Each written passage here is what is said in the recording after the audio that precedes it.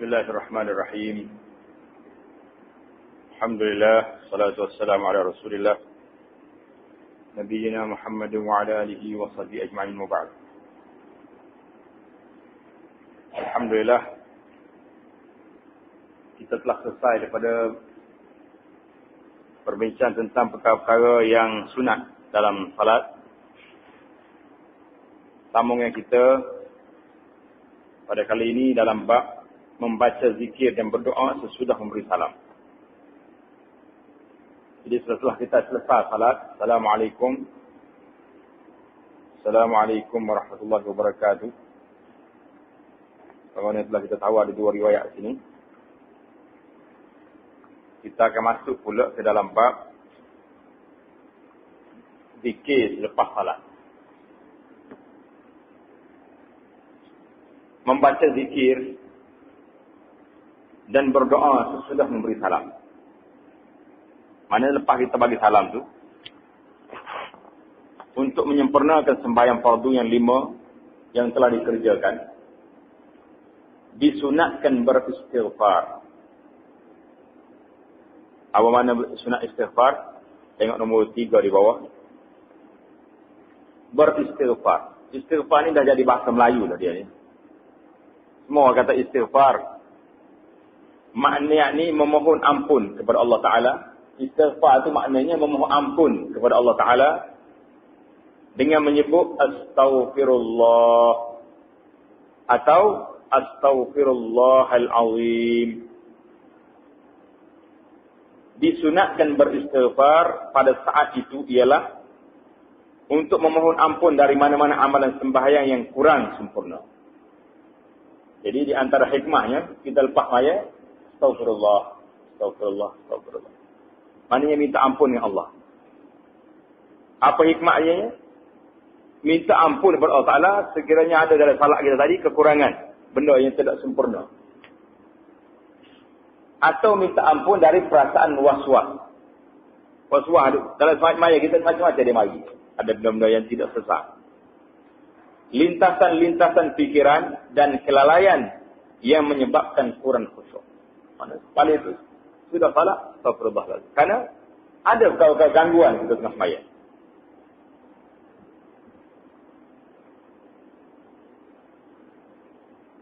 Dan membaca zikir, yakni tasbih. Tasbih itu maksudnya subhanallah. Tahmid, apa dia tahmid? Alhamdulillah. Takbir, Allahu Akbar. Dan sebagainya. Ingatlah istilah bahasa Arab itu tasbih, subhanallah. Tahmid, alhamdulillah. Takbir, Allahu Akbar dan sebagainya. Serta berdoa sesudah memberi salam. Kerana saat itu termasuk di antara saat-saat, di antara waktu yang mulia yang diharapkan makbul doa padanya. Di antara tempat yang kita harap makbul doa padanya, itu di antara tempat. Tengok nombor 4 di bawah. Menurut hadis Tirmizi dari Abu Umamah radhiyallahu ta'ala anhu, bahawa doa yang diharapkan makbul ialah yang didoakan pada waktu jauh malam. Itu di antara tempat yang diharapkan makbul doa ni, waktu di akhir malam. Senyap sunyi manusia, senyap tak punya apa. Kalau bunyi pun, dia panggil apa ni? Cengkris ke pun. Ada bunyi tengah malam. Orang tak ada. Dan pada waktu sebaik-baik sahaja selesai mengerjakan sembahyang fardu yang 5. Itu di antara tempat yang baik kita berdoa. Iaitulah di akhir malam. Dan juga di selepas salat fardu. Perkara yang pertama disunatkan melakukannya sesudah memberi salam ialah menyapu kepala dengan tangan kanan. Sambil membaca Bismillahirrahmanirrahim. La ilaha illa huwar rahmanur rahim.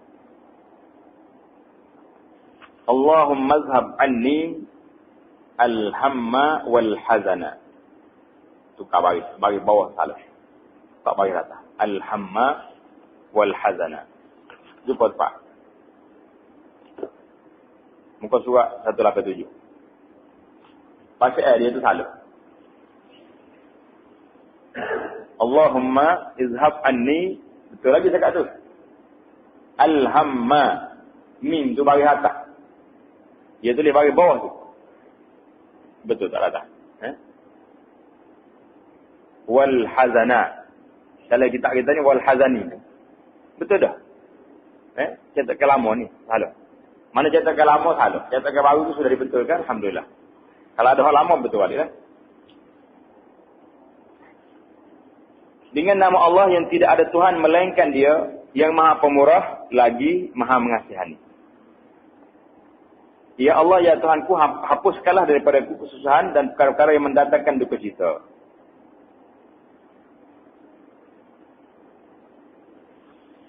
Ini menurut hadis riwayat Tabarani. Riwayat hadis Tabarani ini, tulis tepi dia tu, lepas pada Tabarani itu. Hadis ni riwayat Tabarani. Sanak dianya dhaif, lemah, ada setengah ulama kata dhaifun jiddan, sangat-sangat lemah. Maknanya amalan yang kita buat ni, lepas kita bagi assalamualaikum tu tak tangan atas kepala atau atas dahi, ada riwayat. Kita baca doa ni saat ni, anak dia sangat lemah. Setengah ulama kata dhaifun jiddan, sangat lemah. Maknanya kalau ada orang tak nak buat kerana dia lemah, jadi kita tak payah duduk petikai. Kalau kita kenapa tu tak nak buat ni?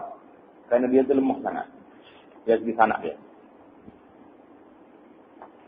Menurut hadis riwayat Ibn Sunni dari Anas radhiyallahu ta'ala anhu, lafaz doa itu seperti berikut.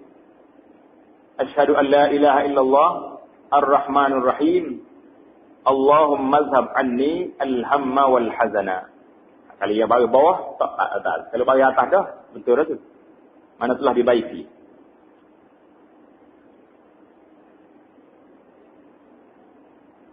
Aku naik saksi meyakini serta menerangkan kebenaran bahawa sesungguhnya tiada Tuhan yang berhak disembah melainkan Allah yang Maha Pemurah lagi Maha Mengasihani.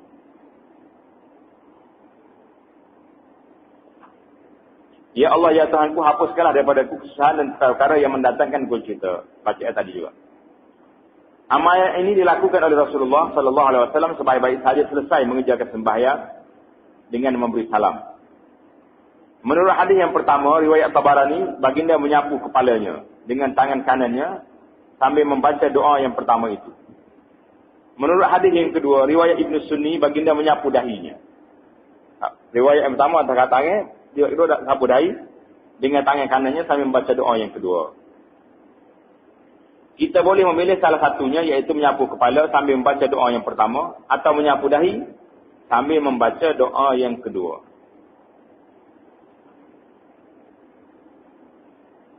Ada beza kedua tu. La ilaha illa, asyhadu an la ilaha illallah ar-Rahmanur Rahim. Asyhadu an la ilaha illahu ar-Rahmanur Rahim. Ada beza sikit lah. Itu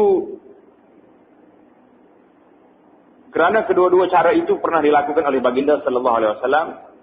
Cumanya masalahnya anak dia tu lemah. Baik. Habis kita tanda situ baik. Kemudian disunatkan kita beristighfar. Ini yang saya. Disunatkan kita beristighfar dan membaca Allahumma antas salam seperti yang diterangkan dalam hadis yang berikut.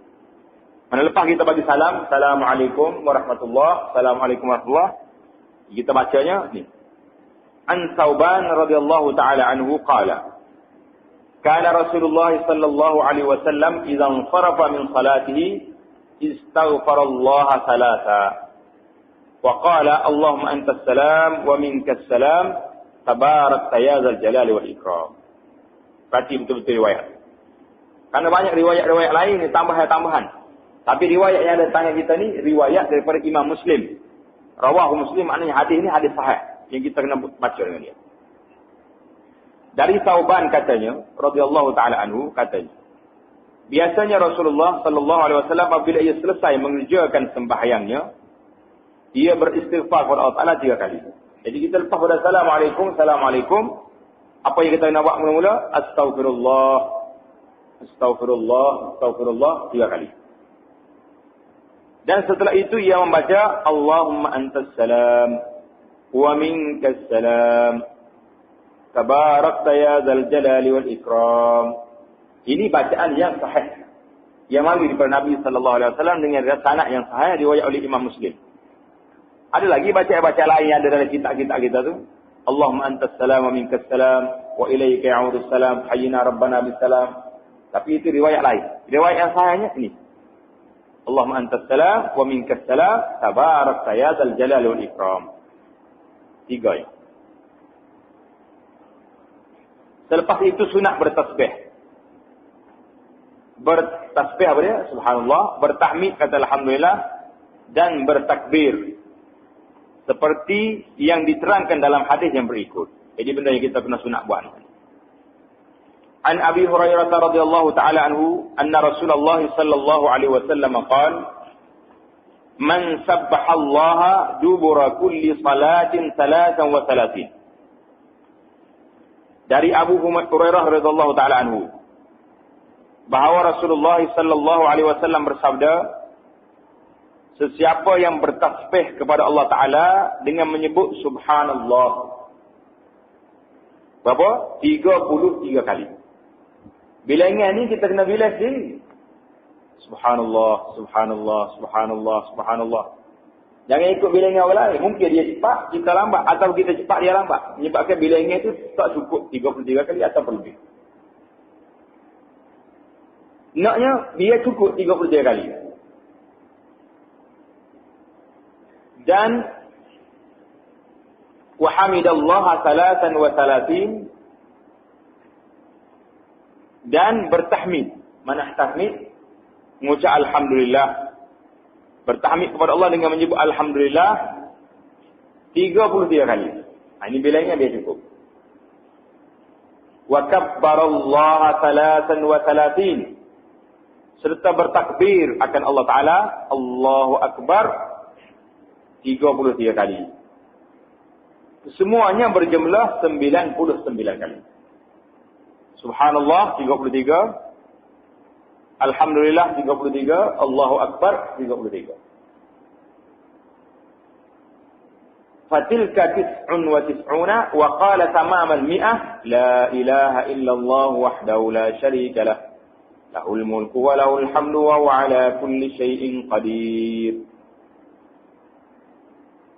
Dan setelah itu, selesai 33 semua ni, dia kali 33, ia genapkan bilangan yang ke-100 dengan menyebut La ilaha illallah wahdahu la syarikalah. Lahul mulku wa lahul hamdu wa huwa ala kulli syai'in qadir. Ingat dah kita ni? Kau kurang ingat lagi. Kalau kurang ingat, kenapa ingat? Dengan menyebut kata ini, apa yang kita dapat? Ghufirat lahu khatayahu walau kanat mithla zabadil bahri. Nascaya diampunkan dosa-dosanya sekalipun dosa-dosa itu banyak seperti buih air laut. Sekalipun sebanyak buih air di lautan, dosa kecil ni, dosa besar kena taubat. Allah Ta'ala akan ampun dosa kita setelah kita bertasbih subhanallah 33 kali, alhamdulillah 33 kali, Allahu Akbar 33 kali. Genapkan 100 dengan la ilaha illallah wahdahu la syarikalah. Lahul mulku wa lahul hamdu wa huwa ala kulli syai'in qadir. Bahasa mana kita boleh? Banyak mana boleh pahala? Diampunkan dosanya walaupun sebanyak buih di laut. Dosa kecil yang kita buat sebanyak buih di laut pun diampunkan dosa kita. Tapi dia cukup bilangan. 33. Kadang-kadang timbul soalan kita. Apa salah 33? Kalau kita buat 50, apa salah? Buat 50, apa salah? Tak salah. Lagi banyak, lagi boleh pahala. Setiap subhanallah kita kata tu boleh pahala. Tapi dalam ni, zikir selepas salat ni, Nabi telah tentukan 33. Adalah hikmat dia. Hikmat yang paling simple, hikmat yang kita nampaknya, Nabi SAW nak tengok kita tu, lidah kita takbir subhanallah ni, hati kita ingat ke tidak? Kalau subhanallah, hati duduk lain, tak tahu berapa bilangan. 33 ke, 53 ke, 103, tak tahu. Jadi dia nak ikat. Nak ikat hati itu sekali dengan mulut. Itu di antara hikmah yang kita nampak. Hikmah yang tak nampak, Allahu a'lam. Itu serah kepada Allah Ta'ala. Adalah tu bila Nabi kita nak. Jadi tak boleh kita hanya jadi pak tu ikut tu imam. Tu imam baca kat subhanallah, subhanallah, kita subhanallah, subhanallah. Allah, alhamdulillah, alhamdulillah. Tak tahu berapa puluh hari. Jangan jadi pak tu. Mesti setiap orang berdikari, bila sendiri. Tentu 33. Kalau dia baru 23, tu imam tukar, alhamdulillah, jangan tu imam. Lengkapkan 33 kali. Setiap orang ikut bilangnya masing-masing. Tak kira dia. Dia cepat, kita lambat. Dia lambat, kita cepat. Tak lah. Naknya, duduk tangan. Dia sekali dengan bilangnya. Subhanallah, subhanallah. Alhamdulillah, alhamdulillah. Biar kita pandang sendiri. Kita ni telah dimanjakan. Manja tak manja buat kita? Manja. Kalau salah seiman, tak mengaji, tak zikir, lepas maya. Tengok seiman ni, sekejap. Lepas Assalamualaikum, Assalamualaikum. Dia tasbih 2 kali. Doa lalu. Akak tanya berdoa. Mana pergi tasbih yang begini besar kelebihan Nabi kita ada? Kita telah kehilangan suatu saham yang cukup besar nilainya. Besar kata besar. Ghufirat lahu khatayahu walau kanat mithla zabadil bahri. Diampunkan dosanya walaupun sebanyak buih laut. Besar kata besar saham kita kok rugi. Gunung jatuh. Kita kalau saham jatuh di bursa saya tak mudah. Gelisah. Tidur tak cenderung, makan tak lalu. Tak. Habis saham kita ketinggalan dalam waktu-waktu yang begini indah, begini baik, lepas maya, kita rasa tak ada apa-apa biasa. Ini satu kerugian yang cukup besar. Jadi bila kita belajar, biar kita berdikari, ikut bilangan yang kita buat. Hadis ini sahih rawahu Muslim. Menurut huraian ulama rahimahumullah taala, bacaan tasbih yang tersebut sunat diiringi dengan bacaan Allahumma la mani'a lima a'tait. Ya, kemari dalam hadis nanti insya-Allah. Seperti yang diterangkan dalam hadis yang berikut. Anil Mughirah ibn Syu'bah radhiyallahu ta'ala anhu anna an-nabiyya sallallahu alaihi wasallam kana yaqulu fi duburi kulli salatin maktubatin. Al-Mughirah bin Syu'bah radhiyallahu ta'ala anhu bahawa Nabi sallallahu alaihi wasallam biasanya membaca pada tiada kali selesai mengerjakan sembahyang fardu yang 5, Nabi kita baca apa? La ilaha illallah wahdahu la syarikalah lahul mulku wa lahul hamdu wa huwa ala kulli syai'in qadir. Allahumma la mani'a lima a'tait wa la mu'tiya lima mana'at wa la yanfa'u zal jaddi minkal jadd. Ini bacaan dia. Bacaan ini diamal oleh Rasulullah sallallahu alaihi wasallam selepas sembahyang. Hadis ini riwayat Bukhari. Tengok nombor 1 di bawah. Arti bacaan ini. Tiada Tuhan yang berhak disembah melainkan Allah. Maha Esa, tiada sekutu baginya. Baginya lah kuasa pemerintahan dan baginya lah segala pujian. Dan ia maha kuasa atas tiada sesuatu. Ya Allah, ya Tuhanku, tidak ada siapa yang dapat menghalang. Ni. Bermula daripada ya Allah, ya Tuhanku tu terjemahan kepada Allahumma la mani'a lima a'tait. Tanda tu. Kalau kita nak cari mana Allahumma la mani'a lima a'tait, tanda di situ, terjemahan dia bermula di ya Allah, ya Tuhan. Kadang-kadang kita baca satu benda yang kita tak tahu makna, kita rasa tak seronok. Tak mari, rasa jelira bacaan kita. Allahumma la mani'a lima a'tait. Ya Allah, ya Tuhanku, tidak ada siapa yang dapat menghalang bagi apa yang Engkau berikan. Kita tak payah takut pada manusia. Kalau benda ni Allah Ta'ala tulis daripada kita, tak ada siapa boleh halang. Halang tu, setara mana buat, boleh juga kita. Dia kona juga kalau dia bagi kita. Tapi kalau tidak hak kita, tak bisa lah tak. Dia jumpa siapa pun, bukan hak kita. Tak boleh. Itu kuasa Allah Subhanahu Wa Ta'ala. Dan tidak ada siapa yang dapat memberi akan apa yang kau halangi. Hakmu halang ya Allah, tak ada siapa boleh beri. Tak usah kita kuatlah kita.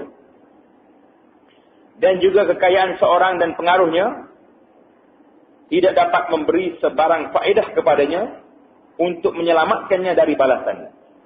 Orang ini pakak besar ke, pakak kecil, kaya ke, hebat ke, tidak terkaya daripada nak lawan balasan Allah tak nak bagi. Kalau tak nak bagi, tak bagi kebaikan, alhamdulillah. Nak bagi sebaliknya, dia tak boleh nak halal. Yang mendatangkan faedah kepadanya hanyalah imannya dan amalnya yang saleh. Ini akuan kita. Lepas kita salat, kita rayak tasbih, puji Allah Ta'ala, bagi tahu Allah Ta'ala yang kuasa mutlaknya Tuhan. Tak ada siapa yang boleh menghalang, tak ada siapa yang boleh puji, hak Tuhan lagi. Itu kuasa Allah. Itu bacaan yang. Selain dari itu, disunatkan juga membaca Allahumma aini ala zikrika. Seperti yang diterangkan dalam hadis yang berikut. An Mu'az bin Jabal radhiyallahu ta'ala anhu. Anna Rasulullah sallallahu alaihi wasallam qala lahu. Usika ya Mu'az. La tad'anna dubura kulli salatin an taqula Allahumma a'inni ala zikrika wa syukrika wa husni ibadatik. Dari Mu'az bin Jabal radhiyallahu ta'ala. Rasulullah sallallahu alaihi wasallam bersabda kepadanya, aku berpesan kepadamu wahai Mu'az. Nabi pesan kepada Mu'az. Dalam riwayat yang lain, sebelum Nabi pesan ni, Nabi bagi tahu kepada Mu'az, ya Mu'az inni uhibbuk. Wahai Mu'az, aku sayang kepada kamu. Bila aku sayang kepadamu, aku pesan kepadamu, jangan kamu tinggalkan daripada membaca tiap-tiap kali engkau selesai mengerjakan sembahyang. Jadi Nabi, dia sayang ke Mu'az radhiyallahu ta'ala anhu. Dia kata, wahai Mu'az, aku sayang kepada kamu, aku pesan kepadamu, jangan tinggal bacaan ini setiap kali kamu selepas salat. Apa dia bacaannya? Allahumma a'inni ala zikrika wa syukrika wa husni ibadatik. Kalau kita tak baca lagi, bacalah. Semoga kita masuk di bawah bayangan orang-orang yang disayangi oleh Nabi sallallahu alaihi wasallam. Kerana Nabi pesan kepada Mu'az, dia kata aku sayang kepada Mu'az, bacalah doa ni setiap sembahyang. Jadi kita baca doa ni, insya-Allah taala kita akan disayang juga oleh Rasulullah sallallahu alaihi wasallam. Rawahu Imam Ahmad wa ghairuh. Artinya Allahumma a'inni ala zikrika. Tanda itu. Kalau nak cari makna Allahumma a'inni ala zikrika, ya Allah, ya Tuhanku, tolonglah aku supaya aku tetap mengingati dan menyebut-nyebut namamu dalam segala keadaan. A'inni ala zikrik. Bantulah saya ya Allah, tolonglah saya. Biar saya ni boleh sebut nama Allah Ta'ala dalam keadaan mana-mana. Kita ni kalau Tuhan tak bagi petunjuk, tak boleh sebut nama Allah. Yang malah lah, yang rasa macam-macam. Berat lidah. Benda je ringan ya. Bagi orang yang Tuhan pilih. Jadi kita minta Allah Ta'ala tolong kita, boleh sebut nama Allah Ta'ala. Itu permohonan yang pertama. Wa syukrika. Bantulah aku supaya aku sentiasa bersyukur pada kamu. Kita nak syukur pada Allah Ta'ala ni kadang-kadang susah. Setengah orang nak syukur kepada Allah Ta'ala bersyarat. Kalau anak saya dulu SPM, kambing. Dia buah kambing ekor. Syarat. Syarat nak syukur ni, kena dipanggil nazar. Itu syarat. Biar kita syukur sentiasa. Tak kira oleh apa keadaan pun syukur kepada Allah Subhanahu Wa Ta'ala. Wa husni ibadatika, dan juga supaya aku dapat mengerjakan ibadat padamu dengan cara yang sebaik-baiknya. Minta Allah Ta'ala ajar kepada kita ni ibadat dengan cara yang sebaik-baiknya. Macam mana pun kita, biarlah kita beribadat mengikut apa yang diredai oleh Allah Subhanahu Wa Ta'ala. Disunatkan juga membaca Qul huwallahu ahad hingga akhir. Surah Qul a'udzu birabbil falaq hingga akhir. Surah Qul a'udzu birabbin nas hingga akhir surah. Ayat kursi hingga akhir, dan surah Al-Fatihah. Jadi kita kena dalam bacaan lagi, lepas maya baca Qul huwallahu ahad, Qul a'udzu birabbil falaq, Qul a'udzu birabbin nas. Baca ayat kursi. Mana dalilnya? Kita tengok dalil kita ni ada dalil. Ini diterangkan dalam hadis yang berikut. An Uqbah bin Amir Al-Juhani radhiyallahu taala anhu qala. Amarani Rasulullah sallallahu alaihi wasallam an aqra'a bil mu'awwidzati dubura kulli salatin. Rawahu Imam Ahmad. Dari Uqbah bin Amir Al-Juhani radhiyallahu taala anhu katanya, aku disuruh oleh Rasulullah sallallahu alaihi wasallam supaya membaca surah-surah Al-Mu'awwidzat. Berbaris ya, Al-Mu'awwidzat. Apa makna Mu'awwidzat? Tengok nombor 1 di bawah. Surah Al-Mu'awwidzat ialah surah Al-Falaq. Qul a'udzu rabbil nas, qul a'udzu bil falaq, qul a'udzu rabbin nas, termasuk juga surah Al-Ikhlas. Makna qul huwallahu ahad. Mu'awwidzat. Nama dia Mu'awwidzat. Surah minta perlindungan. Minta berlindung. Dubura kulli salat, tiap-tiap kali selepas selesai mengerjakan sembahyang. Jadi benda-benda macam ni, kita sendiri yang kita kena atur jadual, kena buat program. Bukan semua masjid, imam dia baca, tidak. Ataupun kita sendiri, kadang-kadang semaya di rumah. Tak sempat nak berjamaah. Jadi kita baca. Jadual 10 perkara yang diajar oleh Nabi SAW ni, biar kita baca sentiasa. Mengenai ayat kursi pula, bacaan ayat kursi selepas salat. Mana dalil dia? Diterangkan seperti berikut. An Abi Umamah radhiyallahu ta'ala anhu qala. Qala Rasulullah sallallahu alaihi wasallam, man qara'a ayatal kursi dubura kulli salatin maktubatin lam yamna'hu min dukhulil jannah illa al-maut. Lam yamna'hu min dukhulil jannah illa al-maut.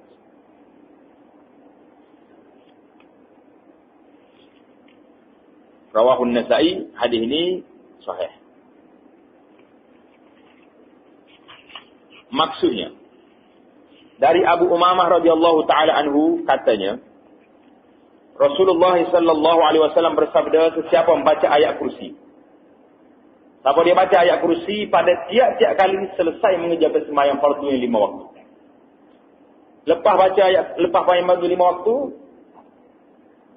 siap lepas maya baca ayat kursi.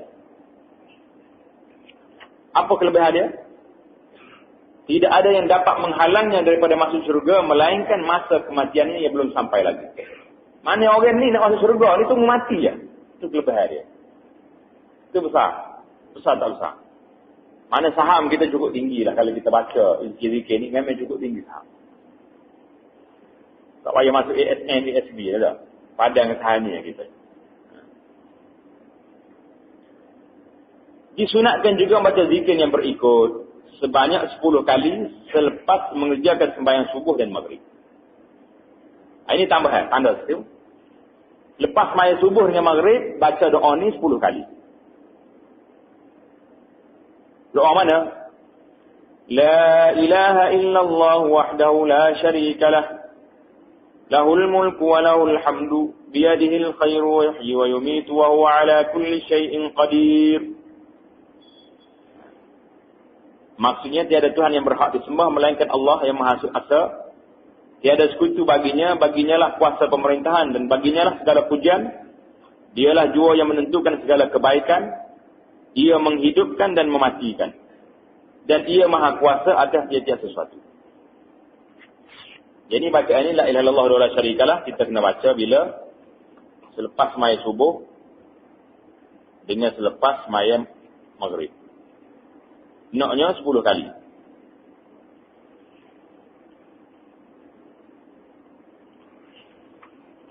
Itu baca yang keberapa dah? Kita kena tanda lah baca kita ni.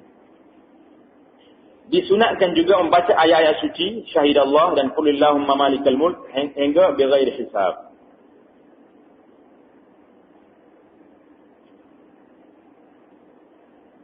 Dia tak mari riwayat ni. Oh, ni ambil daripada kitab Sabilal Muhtadi.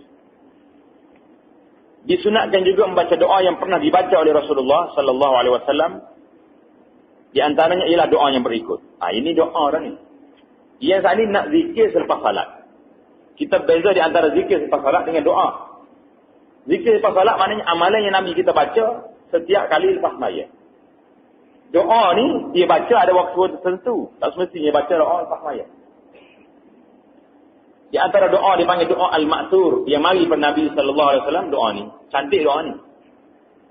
Allahumma inni as'aluka mujibati rahmatik wa 'azaima maghfiratik was salamata min kulli ith wal ghanimata min kulli bir wal fawza bil jannati wan najata minan nar. Jadi doa ni makna dia bagus. Tapi kadang-kadang sebahagiannya kalau kita tengok dari segi sanad memang ada masalah dari segi sanad dia. Ya Allah, ya Tuhanku, sungguhnya aku mohon kepadamu taufik dan hidayah untuk mengerjakan perkara-perkara yang baik yang menyebabkan aku beroleh rahmat. Itu dia. Dan mengerjakan perkara-perkara yang wajib yang menyebabkan aku beroleh keampunan. Minta. Dan beroleh selamat sentosa dari tiada perkara yang mendatangkan dosa. Serta beruntung mendapat faedah dari tiada kebajikan. Dan juga berjaya masuk surga serta terselamat dari neraka. Itu permohonan dalam doa kita. Jadi kita bacalah doa ni. Tak semesti doa ni. Itu di antara doa yang diajar supaya kita baca. Allahumma inni a'udzubika minal hammi wal kasal. Wa minal jubni wal fashal. Wa min ghalabatid daini wa qahrir rijal. Ya Allah, ya Tuhanku, sungguhnya aku berlindung padamu dari kesusahan yang merunsingkan. Dan susah pusing kali. Dan daripada sifat malas. Ini punya penyakit dia. Tengok orang yang susah, malas pula. Ya Allah, Tuhan yang maha kaya. Kalau susah rajin, ada rezeki. Untuk saya hanya malas. Ya. Dan dari sifat pengecut, serta perkara-perkara yang menggagalkannya. Dan juga dari tekanan hutan yang berat. Memang manusia lain hidup dalam hutan. Kita yang duduk lautan, tak lautan. Duduk laut tak? Jangan kata duduk bandar tak? Tak. Bandar pun duduk laut. Naik kereta tak? 9 tahun. Duduk atas rumah 20 tahun tak? 25 tahun. 30 tahun. Habis rumah dalam laut tak? Bila nak selesai tak? Inilah di antara sistem yang diajar. Dia panggil sistem kapitalis ni. Nak ikat manusia ni. Dia jadi hamba kepada kapitalis. Buyut tak? Menurut umum saya ambil. Tapi buta 30 tahun. Pasal kena kerja.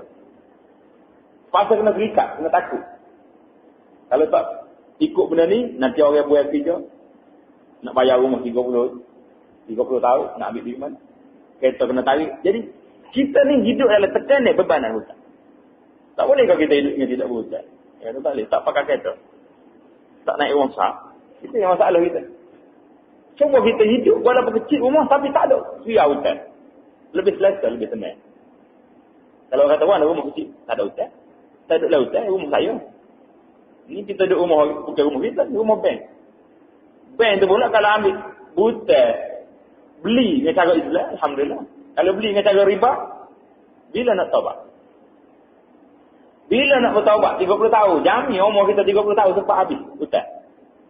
Ini jadi masalah. Jadi orang sekarang ni heran. Bila timbul berlaku benda-benda begini, orang jadi kehairan. Kenapa dia kata? Kenapa? Kata kenapa apa? Kenapa tu apa yang kenapa? Dia kata kenapa anak-anak orang Islam sekarang ni bila sebut bab Islam takut. Tak nak sokong, tak nak beri bab sokongnya pada orang. Kenapa? Kata sebab dia ni dibeban oleh hutang yang tidak halal. Dia duduk daripada mak ayah dia duduk berhutang dengan riba. Dia besar dalam rumah riba, besar naik tak kereta riba. Makan pun capur-capur duit halang haram. Bila dia ngaji pula pinjam duit pula ada riba pula. Habis ngaji kerja pergi buta riba pula. Jadi mana duduk? Macam mana nak bersih diri? Pasal itulah anak orang Islam cukup takut dengan Islam. Dia panggil fobia kepada Islam. Anak orang Islam dia. Jadi masalah. Ini masalah masuk dalam bab hutang. Nah, yang hutang ni memang bahaya. Kalau boleh kita tak berhutang, buatlah. Tak mana pun. Siapa cari yang tidak berhutang. Tapi tak boleh. Tak berhutang kan, lekeh kita. Tak. Orang lain naik kereta besar, kita naik kereta kecil. Padahal sama sampai itu waktunya. Sama sampai. Jadi tak boleh. Lekeh dia panggil. Tak standard. Jadi kita nak minta dengan Allah Ta'ala, wa min ghalabati daini wa qahri rijal. Minta Allah Ta'ala bebas kita daripada beban hutang. Nak bebas benar hutang, jangan berhutang lah kita. Ya. Ni kita buta 30 tahun dengan bank. Lepas tu doa hari-hari, ya Allah minta apa-apa hutang lah. Cuma kita yang buat hal, kita minta hutang. Kita buta, Rasul lepas apa-apa. dan tindasan orang-orang yang zalim. Qahrir rijal maknanya tindasan daripada orang zalim. Berat kita sekali. Berat. Kalau kita baca dalam sirah Nabi, dia orang-orang dulu bila dia pergi perang, dia cari orang buta dengan dia atas orang-orang perang.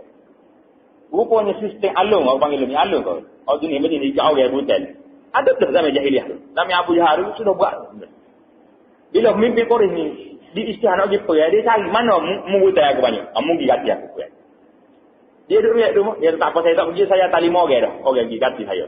Semua orang ni ada hutang dengan dia belakang. Rupanya sistem alung ni mari daripada jahiliah dulu. Bukan kata benda baru betul. Zaman Abu Jahal, Abu Lahab ada tu. Kita ni kalau masuk abu-abu ni tak jelas lain, tak baca lagi kita. Allahumma inni a'udzubika min jahdil bala wa darakis syaqa wa su'il qada wa syamatatil a'da. Dia baca ni sedap. Ya Allah, ya Tuhanku, sungguhnya aku berlindung padamu daripada bala bencana dan ujian yang berat dan daripada ditimpa kecelakaan. Minta Allah Ta'ala lepaskan kita. Dan daripada kejahatan qada takdir. Dan daripada sebarang perkara yang menjadikan musuh mencemuh dan bergembira. Syamatatil a'da. Mana jangan kita musuh kita tu boleh meleceh kita. Yang nombor 1 bawah, doa ini berdasarkan hadis Muslim. Mana hadis sahih doanya ni? Allahumma inna a'udzubika min jahlil bala.